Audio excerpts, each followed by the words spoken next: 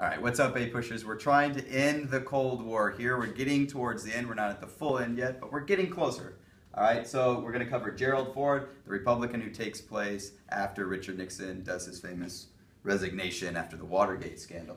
So the first thing that Gerald Ford is going to do is he's going to pardon Nixon. Out of the 12-hour workday that a president generally has, 8 to 9 hours was dealing with the Watergate scandal and one thing after another, and America really has a big crisis on its hands in terms of the OPEC oil crisis. So Gerald Ford does what he can, and he pardons Nixon. The American public's not very happy about it, but Gerald Ford's like, we've got other problems than just trying to get Nixon here, all right?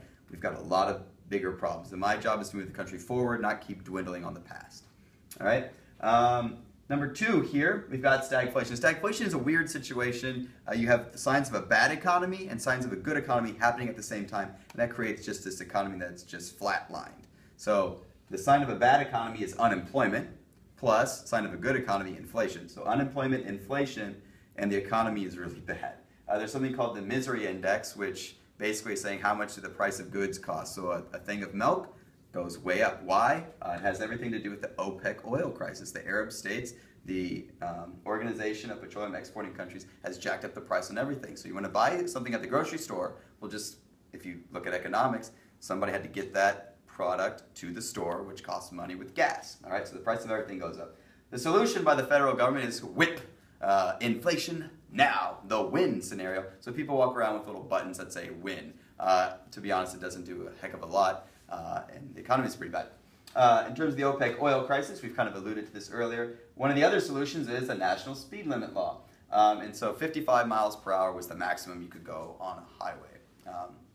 You save energy, save gas. You had people literally lined up for hours to get gas, and then the gas station would run out of gas, something that we really don't have a problem with today.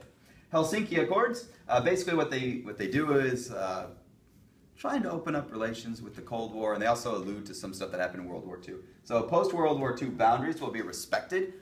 No country is going to try to conquer another country in Europe. Human rights will be respected, so you don't have another Nazi Holocaust on your hands. And then freedom of travel, and this really is alluding to East versus West. It was very hard to get from Eastern Germany to Western Germany.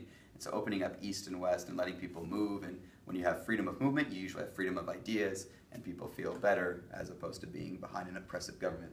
Last but not least, Vietnam, and it's unfortunate for the Watergate scandal because the public turns against the war in Vietnam, and they're against the president. And so whenever the North Vietnamese army goes into South Vietnam, they're starting to attack our embassy in Saigon, and really we can't protect ourselves. And so we get all of our friends, we get all of our troops, and we get everybody out of Saigon. And so America is watching as basically the embassy gets overrun. We're getting people out of there by chopper. And ultimately, Saigon, the capital of South Vietnam, something that we've been trying to hold on to for quite some time now, falls to the communists. And that's basically it for Gerald Ford. Kind of a tough time here. But you see that? 1977, good things are happening. Star Wars is going to be released, but Jimmy Carter is going to have one hell of a tough time. Anyhow, have a good day. Bye.